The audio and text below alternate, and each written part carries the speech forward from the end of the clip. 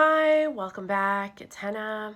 Today's video is all about the perfumes that I reached for during the month of August. So August for me this year was a time for me to travel. I wasn't at home, and so I had a bunch of samples that I took with me.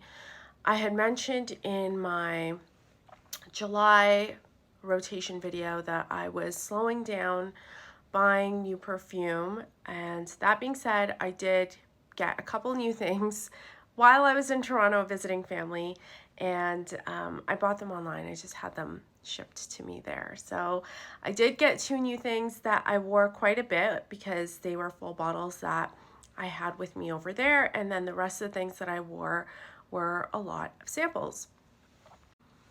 Okay, so let's start with some of the full bottles, and there's three of them that I'm going to mention. The first one is Chanel No. 5 Low, and this is their limited edition bottle. I know a lot of people don't like this bottle shape because it doesn't stand up nicely. So if you have a perfume tray or something, it's lying down like this. I think it's quite elegant. I like the pebble. I think it's created specifically for travel or for taking with you. It's like a travel spray. Fits nicely in a purse or a little makeup bag. And so I wore this a few days. This is a sparkly, fresh version of Chanel No. 5. To my nose, it's actually quite different from the Chanel No. 5 because the dry down is like a very fresh laundry musk.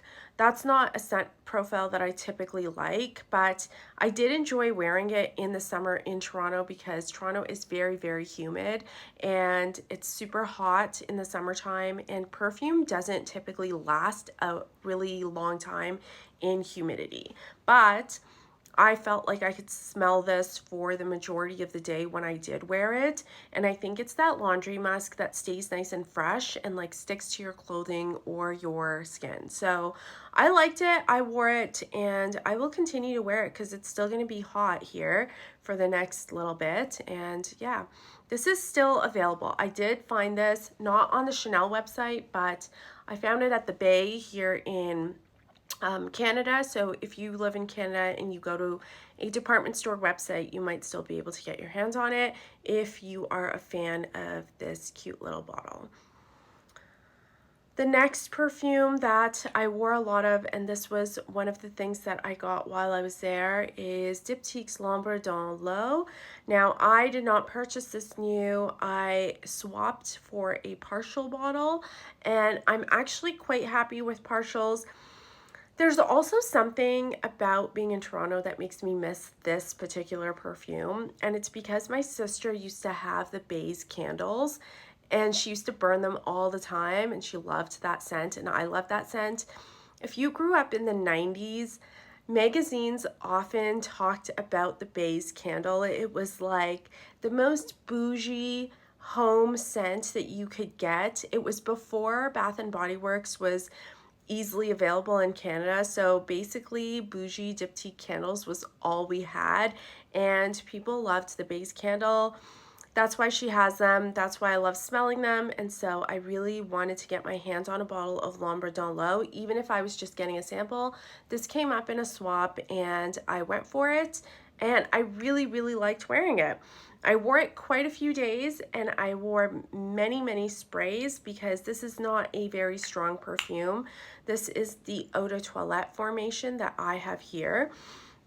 L'Ombre dans l'eau makes me think of sitting in a garden and there's a waterfall in the garden. Like you're sitting in a backyard garden and you're surrounded by hedges and trees and plants that are growing, maybe a veggie garden, but there's also a waterfall that keeps everything fresh and cool. And that is the feeling that I get when I wear L'Ombre dans l'eau. I think that makes it really, really great for hot weather. It performs beautifully. There is a blackcurrant note in it, and the blackcurrant is still green and leafy. There's tomato leaf also. It just smells earthy and fresh, and exactly like a kitchen or a backyard where there's a kitchen garden. So you've got, you know, fresh herbs or flowers or vegetables, fruit growing, and then you're also surrounded by some lush foliage, and there's a mist in the air. That's what L'Ombre dans l'eau smells like. I love it. I love wearing it in warm weather, and I will continue to wear this bottle, and I really, really enjoyed it. Really made some days quite bearable for me, so liked that. The last perfume that I got while I was on vacation is a partial bottle of Confetto by Profumum Roma. Now, you may have heard me mention this scent. I've basically been obsessed with the scent of sugared almonds for most of this year, I want to say, and this perfume was near the top of my wish list for sure. Again, I saw a partial bottle come up for sale and I nabbed it right away. This is a 100 ml bottle, and you can see some of it is missing. And then what I didn't realize before is that Profumum Roma puts the date of their scent, like the date that the scent was launched, on the back of all their bottles. So this one in particular was launched in 1996, which is kind of cool. This really does smell like almonds, like bitter almonds covered with sugar. So there's like a vanillic sweetness that comes out in this, but it also has a slightly synthetic plasticky note in it, which I actually find quite endearing. Just makes me think of like childhood dolls or something like that.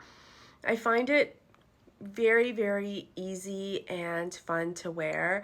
This is supposed to be like a really strong beast mode kind of perfume. If you go and read reviews of it, people say that they spray it on their clothes and then it like never washes off. I am not getting that kind of performance in this particular bottle. And I've had two different decants of this scent from different bottles, and I also didn't experience that. The first decant I had was quite strong. The second one was not as strong, but it was much, much older, so the juice was a different color. It was quite dark. This, I will say, is not super strong, but it's good. It's still good performing. It's just not as strong as what the reviews have said. Again, what I found in Toronto was that it was so humid that this really disappeared a little bit more quickly. I wore this on a day that I was outside for the whole entire day, like from morning till the end of the day, and I was wearing 4 or 5 sprays, which I think is a lot. That's a lot for me, and really nobody around me could smell it. I could smell it, but nobody around me was bothered. It didn't feel like it was wearing as something heavy or obnoxious, and if you know me, you know that I don't really spray a lot of perfume. A lot of times when I'm here in Calgary, Calgary's super dry and cold all the time.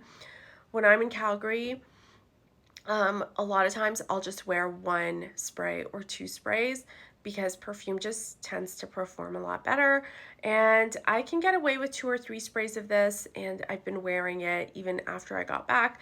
I love it. It's just such a, I would say it's like a fun perfume. Like, yeah, it's very literal. It smells like almonds and sugar and vanilla, but it also just reminds you of childhood, you know, and childhood is like the bitter and the sweet together.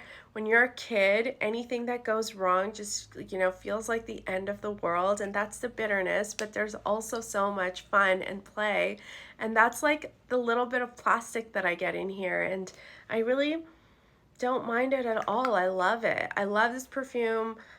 So happy to finally add this bottle to my collection, and it's definitely going to stay in the roundup for the rest of September. So let's continue and talk about the samples that I wore in the month of August. Now, as I mentioned before, I was traveling for most of it, and my intention, my goal, was to only wear these samples and just live by sampling for the whole month of August, for the whole 3 weeks that I was gone. I wasn't planning on getting the bottles that I did end up getting, and I love them, but my intention was to just wear the samples. So I did lean on my samples quite a bit.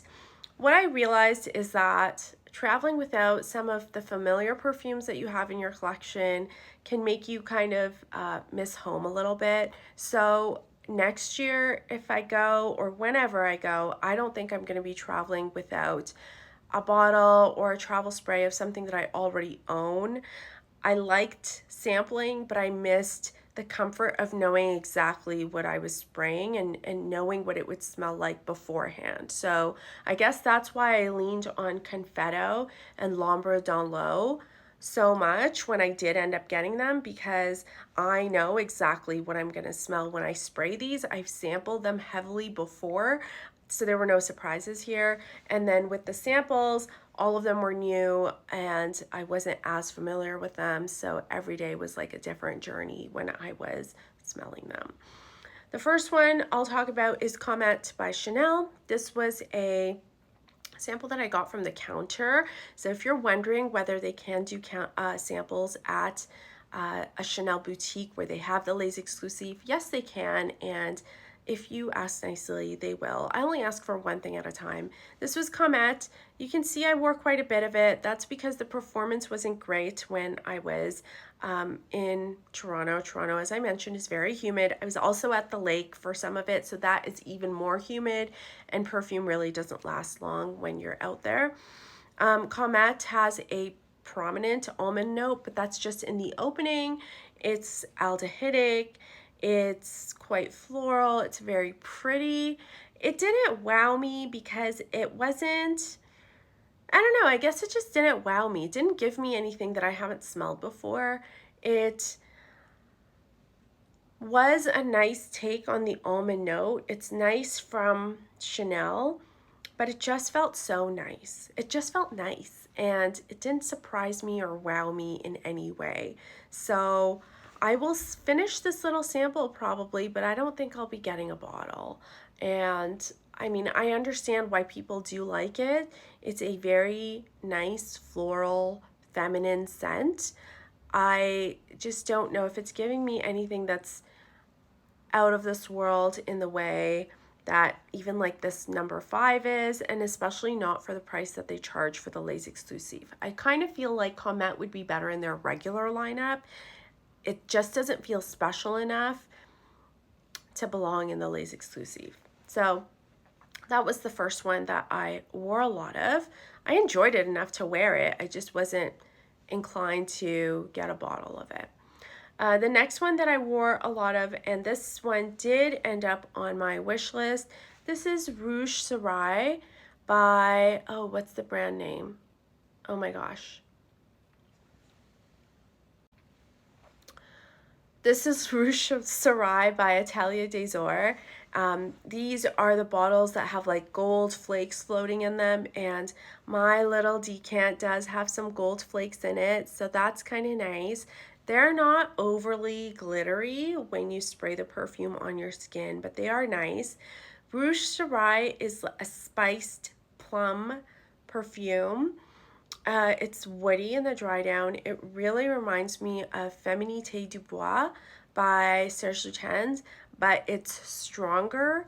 It's a little bit more intense. The plum is more plummy. The spices are more spicy.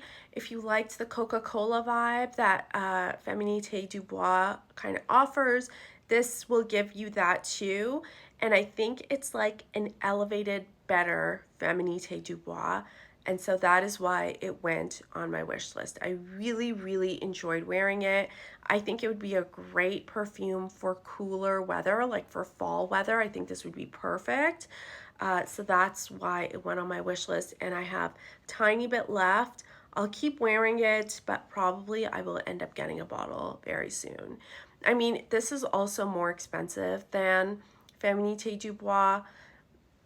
I think it's like double the price, especially at discounters, but I think it's worth it because it's just like a little bit more potent, and it really is more interesting because of that too. So that's Rouge Saray. I'm going to wear it back now that I'm at home and see how it performs in this cooler, drier weather that I'm in now.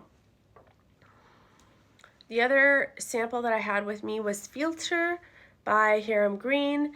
Got this when I was at Aix-en-Provence. This is a carnation forward perfume. It's quite minty and fresh and invigorating.